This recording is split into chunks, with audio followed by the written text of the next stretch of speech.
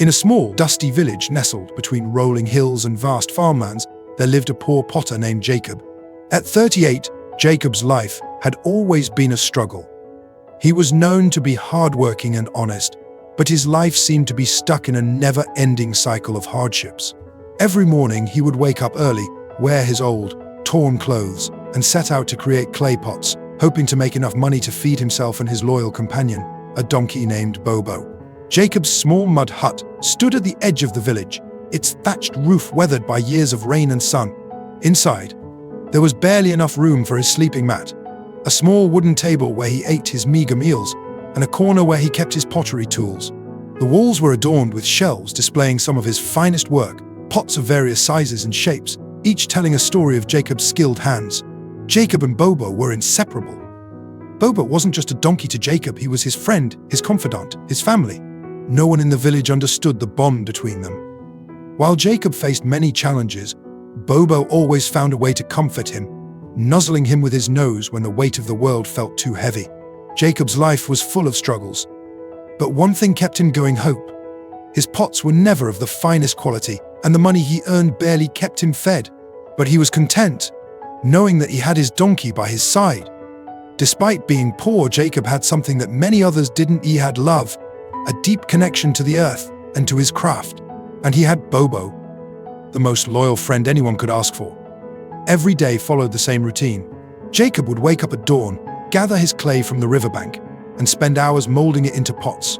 His hands, calloused and strong, worked the clay with a gentle touch, shaping it into vessels of various sizes. By midday, he would have several pots ready to be fired in his small kiln. As the sun set, he would load his finished pots onto Bobo's back and head to the nearby market, hoping to sell enough to buy food for the night. The villagers knew Jacob well. They would often stop by his stall, admire his work, and sometimes buy a pot or two. But most days Jacob returned home with more pots than he had sold, his pockets nearly empty, yet he never complained. He would simply pat Bobo's head, whisper words of encouragement, and promise that tomorrow would be better. One day, the peaceful village was shaken by a terrifying rumor. A man-eating lion had been spotted near the village. The news spread like wildfire, carried by hushed whispers and frightened glances. The lion, they said, had already claimed 3 lives in the neighboring village. It was a massive beast with a golden mane and eyes that glowed like embers in the night. The villagers were in panic, and fear spread like wildfire. The lion had already killed a few people, and no one dared to leave their homes. The village elders called for a meeting, warning everyone to stay indoors after sunset and to travel in groups during the day. The forest path, which was the shortest route to the city market, was declared off limits. But for Jacob, life couldn't stop. He had no choice but to continue his work to survive, for his livelihood and for Bobo. The city market was where he sold most of his pots, and without that income, he and Bobo would starve. So, early the next morning, Jacob set off to the city to sell his clay pots, even though the only path to the city went through the very forest where the lion had been seen. Jacob's heart pounded with fear, but the thought of hunger and responsibility for his donkey was stronger. He had to make a living, and the only way to do so was to sell his pots. He gathered all his courage, and together with Bobo, they ventured into the woods, every step filled with uncertainty.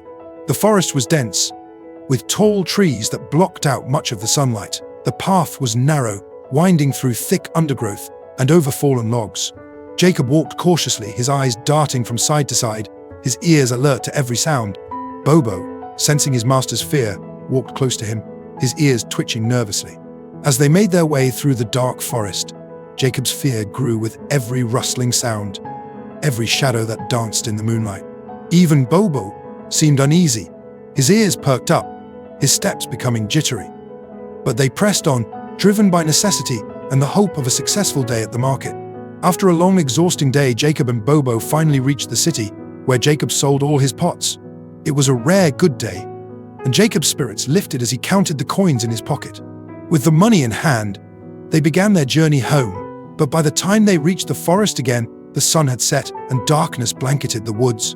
The eerie silence of the forest only heightened Jacob's anxiety, and Bobo's restlessness made him even more nervous. The moon was hidden behind clouds, casting the forest in deep shadows. Jacob clutched the reins tightly, his palms sweaty with fear. He whispered prayers under his breath, promising to never take this path again if they made it home safely. Suddenly, out of the shadows, the unmistakable roar of the lion filled the air, sending shivers down Jacob's spine. He froze, unable to move, as the lion stepped out from behind the trees, its eyes glowing with hunger. The beast was massive, its golden mane shimmering in the dim light, its muscles rippling under its tawny coat. Jacob's mind raced. He had no weapon, no means to defend himself. He thought of running, but knew he couldn't outrun a lion. He thought of climbing a tree, but couldn't leave Bobo behind. In that moment of paralyzing fear, Jacob realized he was facing death. Just as the lion lunged at them, something incredible happened. Bobo, with all the strength and courage he could muster, kicked the lion with his hind legs. The lion staggered back in shock, but it wasn't done. It growled, baring its sharp teeth, and lunged again. But Bobo, determined to protect his master, kicked, dodged, and fought back with all his might. The battle between the donkey and the lion raged on, each blow from Bobo sending the lion further back.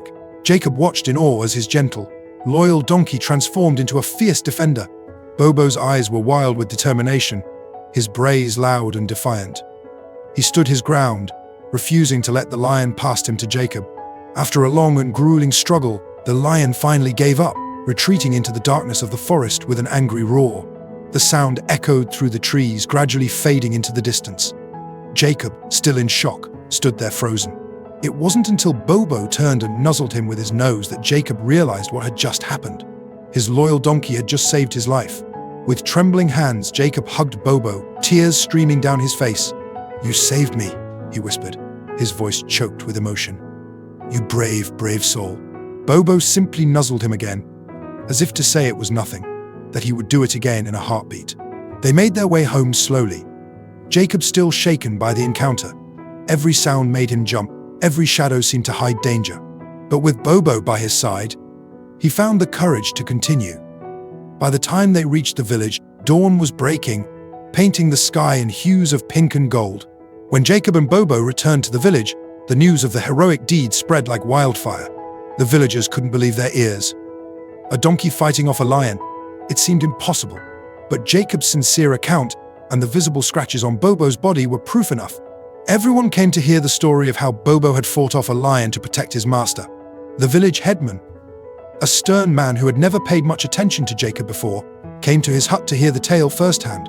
He listened with rapt attention, his eyes widening as Jacob described Bobo's bravery. When the story was done, he declared that a feast would be held in Bobo's honor, a celebration of courage and loyalty. The once poor potter and his donkey were now the heroes of the village. People from far and wide began visiting Jacob to buy his pots, not just for their utility but as souvenirs of the brave donkey's tale. Merchants who had previously ignored Jacob's stall now sought him out, offering good prices for his work. Some even commissioned special pots with Bobo's likeness etched on them. Soon Jacob's business was thriving. He no longer had to worry about having enough to eat or keeping a roof over his head. He built a new, larger hut with a special stable for Bobo, filled with fresh hay and the finest feed. He bought new clothes, better tools, and even hired an apprentice to help with the increasing demand for his pots. But success didn't change Jacob's heart. He remained the same humble, hard-working man, grateful for his blessings and never forgetting the dark days of struggle. He treated Bobo with even more love and care, often saying that everything he had, he owed to his loyal donkey. The story of Jacob and Bobo became a legend in the village, passed down from generation to generation. It was a tale of courage, loyalty, and the unexpected ways in which fate can turn. Children would listen wide-eyed as their parents told them about the donkey who fought a lion, and they would learn valuable lessons about bravery and friendship. Jacob's life had changed overnight. No longer was he just the poor potter who struggled to make ends meet. He was now a man respected and admired by all. His story was one of courage, of how a poor man and his donkey fought against fate and won. And it was all thanks to the bravery of Bobo. As the years passed, Jacob's pottery became renowned throughout the region. He was invited to showcase his work in the city, where nobles and merchants alike marveled at his craftsmanship. His pots, once simple and functional, now bore intricate designs and patterns, each telling a story, each a piece of art.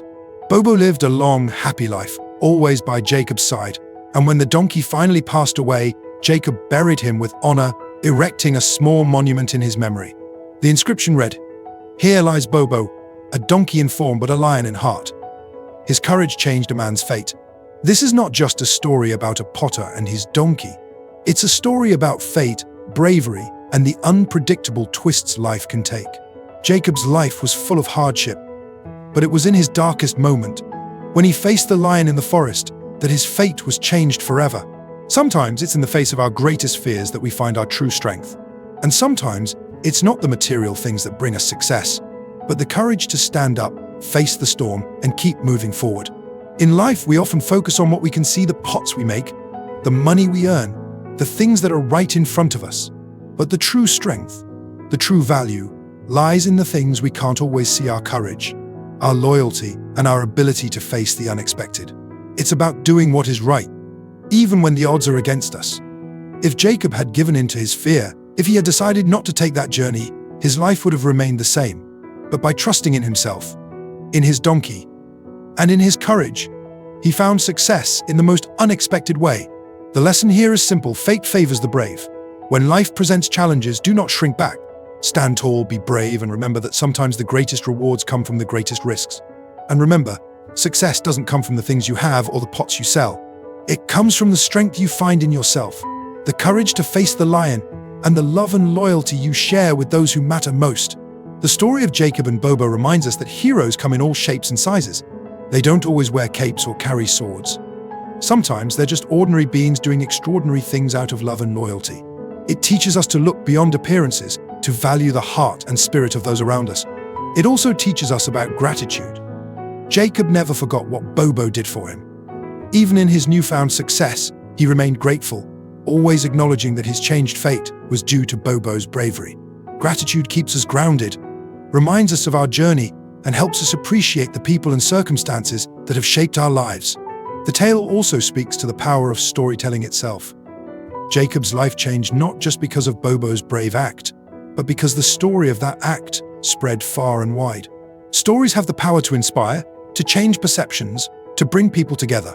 They can turn a poor potter into a respected artisan, a simple donkey into a legendary hero. In our own lives, we all face lions, challenges, fears, obstacles that seem insurmountable. But like Jacob, we must find the courage to face them, to continue our journey despite the dangers. And like Bobo, we must be willing to stand up for what we believe in, to protect those we love, even when the odds are against us. So the next time you face a challenge that seems too big to overcome, remember the story of Jacob and Bobo. Remember that courage is not the absence of fear, but the decision to act despite it. Remember that loyalty and love can give us strength we never knew we had. And remember that fate, that mysterious force that guides our lives, often has surprises in store for those who dare to face their fears. In the end, the story of Jacob and Bobo is a testament to the unpredictable nature of life and the power of courage and loyalty to change our destiny. It reminds us that no matter how dire our circumstances, there is always hope. And sometimes, that hope comes in the most unexpected forms, like a humble donkey with the heart of a lion.